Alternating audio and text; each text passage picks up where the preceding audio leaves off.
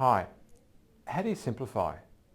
I've always liked the idea that simple sat on the other side of simplistic, meaning simplistic was too dumb. To get to simple, you needed to wade through all the detail to get back to the absolute essence. And it's not simplistic. It's not dumbing something down. In fact, if paring back is the idea of simplification, then you need to pare back from the entirety. So you start with simplistic, way too simple, you get all the detail on the table, that's complex, and then you pare it back to its absolute essence. That's simplification. At least that's how I like to think about simplification. Well, we just learned a great lesson about simplification from our customers. And I thought I'd share some of that with you because I found it to be really instructive, and I hope you do as well. I've got 4 gotchas at the end, and before that, 6 basic steps. So a quick lesson, 6 basic steps for simplification, and then 4 gotchas to look out for.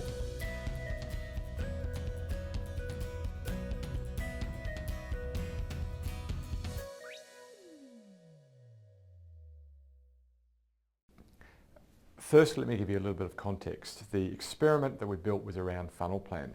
Now, funnel plan, if you don't already know, is a great way to build a sales and marketing plan. Sales is view, marketing is view, pull the two together, a single view on a single page.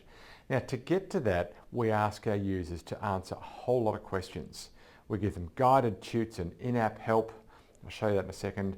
So there's lots of help, but we're asking them to answer a lot of questions, which we then synthesize, crunch, pull into a one-page plan. I want to show you the 2 versions that we tested side by side. Now, I think neither of them are complex, but what we learned was really interesting. Here's the first experience that a trial user gets. And notice that it's all around a basic menu navigation. Here are the steps. This is the menu that you need to take. It's quite clear. And here's the second experience that users get. And notice in this case there's no menu, they've got no idea where they're going, and they just have to enter information and click next.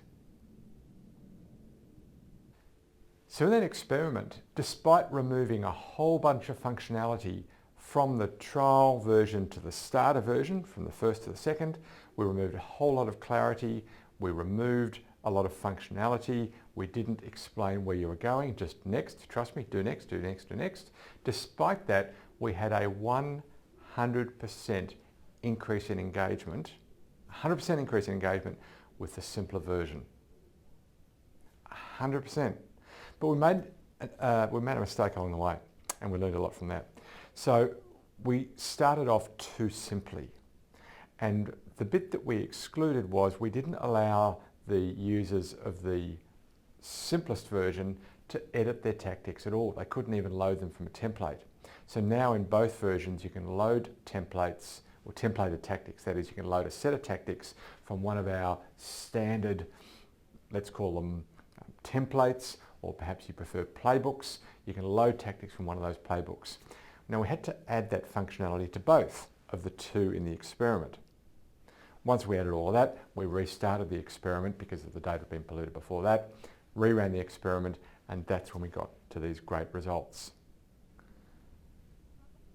We actually got a 300% uptick, but when we removed the outliers, that is those users who were really, really engaged, stripped them out, we got back to a 100% improvement in engagement as measured by the number of times those users logged back in to do things. So even though they could do less, they logged back more often and did it.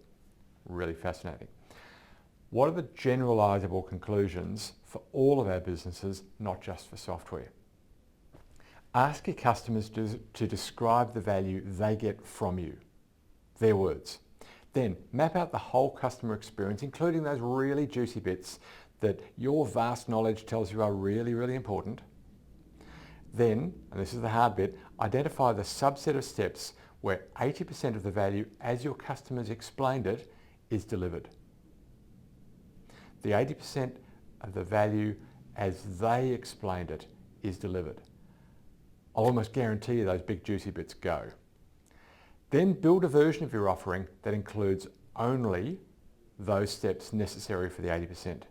Build a robust experiment read Lean Startup from Eric Ries if you haven't. Build a robust experiment to test version A against version B and then refine or pivot based on what you've learned. But I've got 4 gotchas for you as well. Number 1, do the hard work so your customers don't have to. That sounds kind of obvious, but basically gear yourself up for a lot of work here. You're trying to make it simpler for your customers and you're going to have to do the hard work for them. Number 2, don't ask your customers what they want. They just don't know. But number 3, don't assume that you know either. Imagine, and this is the 4th point I guess, which is kind of distilling points 2 and point 3, imagine what you think good will look like and then ask them, get a bit of feedback and then build it into a test. Just don't assume that you know and don't assume that they know.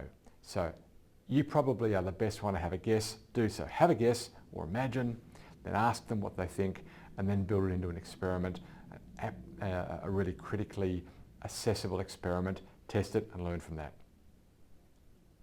So do you need a really great way to build your sales and marketing plan, to pull all the inputs from sales and all the inputs from marketing, pull it all together, put it on a single page? If you do, check out Funnel Plan. It's the one that I showed you. That's the tool that we use with our customers and also some DIY customers who do that to build their own sales and marketing plans. You can as well. You can get it for free. Go to funnelplan.com, get yourself a funnel plan, have a go. Let me know what you think. Give me some feedback in the show notes. Well, that's it for this week. I hope you got value from that. I had a lot of fun pulling the experiment together, learning from it, and then sharing a couple of things that we'd learned in the hope that that will help you for your business. Loads more lined up for next week. And until then, may your funnel be full and always flowing. Our thanks this week to our CTO, Nick Howard. I never mentioned Nick. His great development team who build Funnel Plan with us and for us. Thank you, Nick. Thank you to our marketing manager, Salma Abdulhassan. I never mentioned her either. And her team for getting us loads of trial users. Both the development and the marketing was necessary for this experiment design. Thank you, Eric Ries, for teaching us about experiment design in your great book, Lean Startup. Read it if you haven't already. Thank you, Claudia Ivanka, who's part of the marketing team for production, week in, week out. Great job, Ivanka. My name's Hugh McFarlane, and it's been my absolute pleasure to have scripted and presented this week's show.